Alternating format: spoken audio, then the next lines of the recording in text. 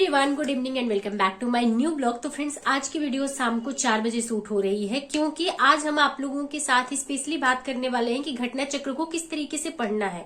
या हम क्योंकि जितने भी एस्पिरेंट हैं प्रिपरेशन करने वाले, स्पेशली जीएस के लिए जो लोग प्रिपेयर कर रहे हैं, उनके पास खास करके जो लोक सेवा आयोग की भर्तियों की तैयारी करते हैं, उनके पास घटना चक्र का पूर्वावलोकन होता ही होता है, चाहे वो स्टार्टिंग फेज में हो या फिर वो बहुत दिनों से प्रैक्टिस कर रहे हो।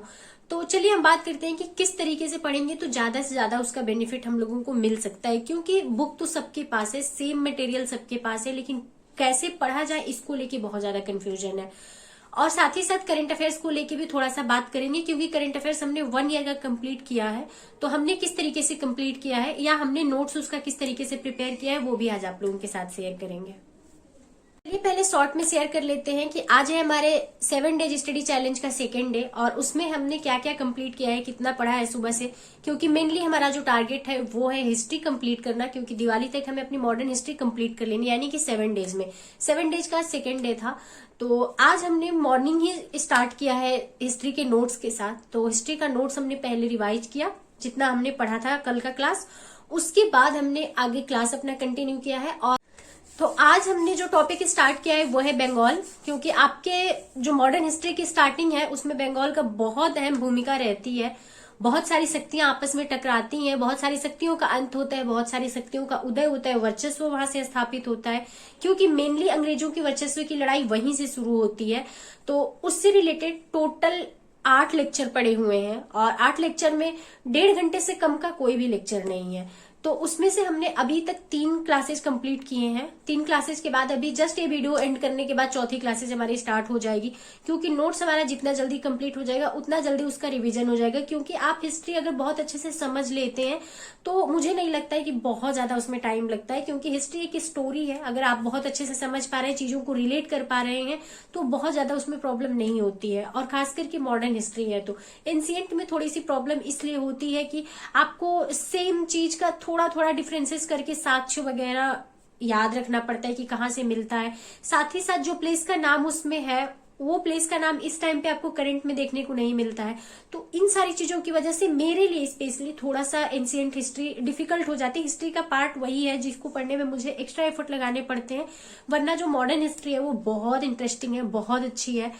इस वजह से मैंने इतना कम टारगेट रखा है। नहीं तो आप लोगों को भी पता है कि हिस्ट्री का पोर्शन कितना ज्यादा है और हिस्ट्री अपने आप में बहुत लेंदी सब्जेक्ट है, तो उसको कंप्लीट करने में थोड़ा सा ज्यादा टाइम लगता है। लेकिन मुझे पर्सनली हिस्ट्री बहुत पसंद है, तो इस वजह से बहुत ज्यादा टाइम नहीं लगने वाला है। बहुत आराम से हम 7 डेज में कंप्लीट कर लेंगे और साथ साथ उसकी प्रैक्टिस भी कर लेंगे। तो अब आ जाते हैं कि आप लोगों ने करंट अफेयर्स को लेके क्वेश्चन किया है मुझसे। तो करंट अफेयर्स हम मैगजीन से कंप्लीट किए हैं, क्योंकि आपके पास एक हार्ड कॉपी होती है तो आपको बहुत इजी हो जाता है चीजों को रिवाइज करना। तो आप ये सोचें कि हम फोन से डेली पढ़ लेते हैं, तो आपको या तो नोट्स बनाना पड़ेगा। अगर आप नोट्स नहीं बना रहे हैं तो आपके पास एक मैगजीन होनी ही चाहिए, उसमें पूरा 1 साल का मैटर आपके पास होना चाहिए। क्योंकि आयोग का जो क्वेश्चन पूछने का दायरा है वो थोड़ा सा ज्यादा है अदर एग्जाम के अकॉर्डिंग। अदर वनडे एग्जाम जो होते हैं उसमें आपको 3 महीने का भी अगर आपने करंट अफेयर्स बहुत अच्छे से प्रिपेयर कर लिया तो मैक्सिमम क्वेश्चन आपके सॉल्व हो जाते हैं। 100% नहीं बोलूंगी, मैक्सिमम क्वेश्चन बोलूंगी। लेकिन जो आपके लोक सेवा आयोग के क्वेश्चन पूछने के दायरे हैं वो थोड़ा सा ज्यादा है, तो इसलिए आपको 1 साल का बैकअप लेके चलना पड़ता है। अगर 1 साल का करंट अफेयर्स आपने प्रिपेयर कर लिया है तो आप निश्चिंत रहिए, आपके ज्यादा से ज्यादा क्वेश्चन सॉल्व हो जाएंगे। बस फर्क ये है कि आपने कितना अच्छे से कंप्लीट किया। कई मैगजीन को पढ़ने की बजाय एक मैगजीन को कई बार पढ़िए। मेरा जो फार्मूला है वो यही है जो मैं आप लोगों के साथ शेयर कर रही हूँ। तो मैं घटना चक्र से पब्लिश होने वाली दृष्टि नाम की एक मैगजीन आती है जो कि ईयरली मैगजीन है, मैं उसी को फॉलो कर रही हूँ। अगर आप मेरा पिछला वीडियो देखे होंगे तो आपको पता होगा, क्योंकि जो भी मैं पढ़ती हूँ वो आप लोगों के साथ शेयर करती हूँ विथ प्रूफ, ताकि आप लोगों को ये ना लगे कि मैं कुछ और पढ़ रही हूँ, आप लोगों को कुछ और बता रही हूँ। तो चलिए करंट अफेयर्स वाला ये पोर्शन जो है वो आपका क्लियर हो गया। बाकी अब कुछ डाउट रह जाता है तो आप कमेंट बॉक्स में कमेंट कर दीजिएगा। अगर आप ऑनलाइन पढ़ते हैं तो नोट जरूर प्रिपेयर करिए, ऑनलाइन नहीं पढ़ते ऑफलाइन पढ़ते हैं तो जो आपको इंपॉर्टेंट पॉइंट लगता है उसको अंडरलाइन करते जाइए या हाईलाइटर से हाईलाइट करते जाइए, या फिर नोट्स बनाना अगर प्रेफर करते हैं तो नोट्स भी बनाते जाइए। तो जब भी आप प्रिपरेशन करना स्टार्ट किए होंगे तो आपको हर कोई सजेस्ट किया होगा कि आप घटना चक्र का पूर्वावलोकन ले लो, लेकिन उसको पढ़ना कब है ये किसी ने नहीं बताया होगा। क्योंकि अक्सर हमें भी ऐसे ही लोगों ने सजेस्ट किया और हमने भी 2 सब्जेक्ट का पूर्वावलोकन लिया, मुझे नहीं कुछ खास समझ आया तो हमने आगे कोई किसी सब्जेक्ट का पूर्वावलोकन लेना सही नहीं लगा हमें तो हमने नहीं लिया। तो हम आपको यही कहेंगे कि सबसे ज्यादा कंफ्यूजन कहाँ होती है, हम पहले प्रैक्टिस करना शुरू कर देते हैं, पहले हम थ्योरी नहीं पढ़ते हैं।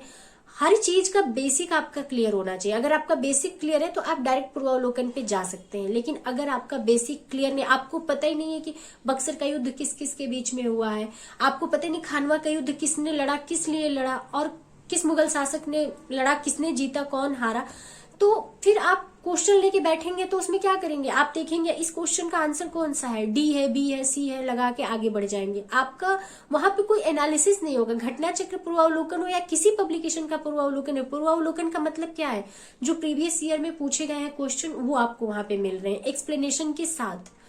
तो आपको क्या चीजें आ रही है, उसमें से क्या चीजें नहीं आ रही है, ये बात तब पता चलेगी जब आपने पहले से थ्योरी पढ़ रखी है। अगर आपको पता है कि इलाहाबाद की संधि किन किन के बीच में हुई, उस संधि में किस किस पॉइंट पे बात की गई है, तभी उससे रिलेटेड क्वेश्चन आप लगाएंगे तो आपको पता चलेगा कि आपका कॉन्सेप्ट क्लियर है या नहीं है, या कौन सा पॉइंट आपको पहले से पता था, कौन सा पॉइंट मिस हो रहा था जो आपको वहां से मिल गया। तो घटना चक्र पढ़ने से पहले आप थ्योरी पढ़िए, चाहे वो बुक के थ्रू या फिर नोट्स के थ्रू, वरना घटना चक्र लगाने का कोई मतलब नहीं है। आप पूर्वावलोकन लगा लीजिए, एक पब्लिकेशन की नहीं सारे पब्लिकेशन की लगा लीजिए, क्वेश्चन को सॉल्व करने का जो नजरिया नहीं है आपका बिल्डअप हो पाएगा। आप रटते जाओगे, फिर क्वेश्चन वाइज रटोगे, आपका वो एक बेसिक कॉन्सेप्ट नहीं क्लियर होगा। बेसिक कॉन्सेप्ट क्लियर करना है तो पहले थ्योरी पढ़िए। मैंने भी यही गलती शुरू में की थी, जिसकी वजह से मुझे लगता था कि मैंने तो हिस्ट्री पढ़ी थी 8th क्लास में 9th क्लास में, फिर मुझे क्यों नहीं आ रही है, क्योंकि हम लोग जो 8th क्लास 9th क्लास में हिस्ट्री पढ़ते हैं वो बहुत ही कम पोर्शन होता है हिस्ट्री का, लेकिन जब हम कम्पिटिटिव एग्जाम में बैठते हैं तो वहां पे हमें एक ब्रॉड लेवल पे जाके चीजें पढ़नी रहती है। क्या होता है, बेसिक हम लोगों का क्लियर है तो हम लोग ज्यादा लेंदी भी चीजें पढ़ते हैं तो हम लोगों के लिए उतनी प्रॉब्लम नहीं होती है, लेकिन पढ़नी तो पड़ेगी। हम ये कहें कि बेसिक हमने पढ़ा है, हमें पता है कि खानवा का युद्ध किन किन के बीच में हुआ, 2 लाइन में हमने पढ़ा है किस सन में हुआ, तो उसके बाद हमें कुछ नहीं पढ़ने की जरूरत है। तो मैनुअल भी अपने आप में बहुत विस्तृत है, जो हम लोगों ने 7वीं 8वीं में पढ़ी थी उससे बहुत अलग है, बहुत विस्तार में चीजें हैं। तो विस्तार में चीजें तो कम से कम 1 से 2 बार आपको पढ़नी पड़ती है, उसके बाद ही जब आप क्वेश्चन सॉल्व करते हैं तो उसमें आप क्यों कैसे का आंसर कर पाते हैं। और साथ ही साथ थ्योरी पढ़ने से कॉन्सेप्ट क्लियर होता है। जब कॉन्सेप्ट क्लियर होता है तो आपके अंदर वो कॉन्फिडेंस आता है, आपको लगता है कि हमने चीजें पढ़ी है और क्लियर है हमारा कॉन्सेप्ट। जब आपका कॉन्सेप्ट क्लियर होता है तो क्वेश्चन को चाहे जितना टर्न करेगा आपको समझ में आ जाएगा कि क्वेश्चन पूछना क्या चाह रहा है। लेकिन जब आप क्वेश्चन रटोगे तो अगर सेम क्वेश्चन नहीं आया तो आप पढ़े हुए क्वेश्चन का आंसर नहीं कर पाओगे। तो इसी वजह से आपको थ्योरी पढ़ना बहुत जरूरी है, चीजों को समझना बहुत जरूरी है। जब आप किसी भी सब्जेक्ट को पढ़ रहे हो, जब आप मान लो हिस्ट्री आप पढ़ रहे हो, आपको पता है कि बक्सर का युद्ध किस किस के बीच में हुआ, लेकिन बक्सर का युद्ध होने का कारण क्या था, क्यों हुआ, ये सारी चीजों को अपनी लैंग्वेज में एक्सप्लेन कर लोगे तब आपको बुक की जरूरत नहीं है। अब आप क्वेश्चन लगाओ, अब कहीं से भी क्वेश्चन पूछेगा, कितना भी घुमा के क्वेश्चन पूछेगा, आप सॉल्व कर लोगे। इसका मतलब ये होता है कि बुक की चीजों को आप अपनी लैंग्वेज में ढाल सको, आप अपने हिसाब से उससे रिलेटेड एक स्टोरी क्रिएट कर सको कि हाँ ये चीजें ऐसे हुई थी, ये चीजें ऐसे हुई थी। अब आपको बुक की जरूरत नहीं, आपको लाइन बाय लाइन शब्द नहीं पढ़ने हैं, आपके माइंड में एक स्टोरी है फैक्ट के साथ, क्योंकि बिना फैक्ट का कोई कॉन्सेप्ट नहीं होता। आप जब कॉन्सेप्ट क्लियर करते हो अपना तो उसमें फैक्ट भी ऐड होता है। और हमारे जो एग्जाम का नेचर है, जो आरओ का पेपर है, उसमें कुछ कॉन्सेप्ट बेसिस पे चीजें होती है, लेकिन वो फैक्ट से टर्न होकर ही चीजें पूछी जाती है। अगर आपको फैक्ट नहीं पता है, कॉन्सेप्ट पता रह के भी कुछ नहीं होगा। आपको पता है कि बक्सर का युद्ध हुआ था, इस वजह से हुआ था, लेकिन किन के बीच हुआ था, तब जाके वो आपका पूरा कॉन्सेप्ट क्लियर होता है, तब जाके वो आपका पूरा क्वेश्चन क्लियर होता है। क्योंकि जब आपका कथन कारण में देके पूछता है क्वेश्चन, तो उसमें ऐसा नहीं कि फैक्ट को हटा देता है बिल्कुल, क्योंकि ये आपका यूपीपीएससी एग्जाम ले रहा है, ना कि यूपीएससी ले रहा है, तो दोनों का नेचर बहुत अलग है। तो हम लोगों को जो पूर्वावलोकन पढ़ना है वो पहले थ्योरी पढ़नी है, उसके बाद पूर्वावलोकन से क्वेश्चन सॉल्व करने हैं। और साथ ही साथ अगर आपके पास किसी का क्लास नहीं है, तो अगर आपके पास मॉडर्न हिस्ट्री के लिए स्पेक्ट्रम है, वो बहुत इजी लैंग्वेज में लिखी हुई है, बहुत स्टोरी बेस्ड बुक है वो, तो आप उसको पढ़िए। उसमें से कुछ भी आपका मिस नहीं होने वाला है, कुछ भी छूटने वाला नहीं है। बस ये है कि आपको मेहनत ज्यादा करनी पड़ेगी, क्योंकि 900 पेज की आपकी बुक है, तो पढ़ने में टाइम तो थोड़ा ज्यादा आपको देना पड़ेगा। और उसमें से अपने लिए इंपॉर्टेंट पॉइंट क्या है वो ढूंढना पड़ेगा, क्योंकि एक्स्ट्रा एफर्ट तो लगानी पड़ती है बुक के साथ। आपके पास अगर कोई गाइडेंस नहीं है, आप बिल्कुल भी भटकिए मत। आपके लिए इनफ है मॉडर्न हिस्ट्री के लिए स्पेक्ट्रम। आप उसी को जितना टाइम आपके पास है, जितनी बार आप पढ़ सकते हैं पढ़िए।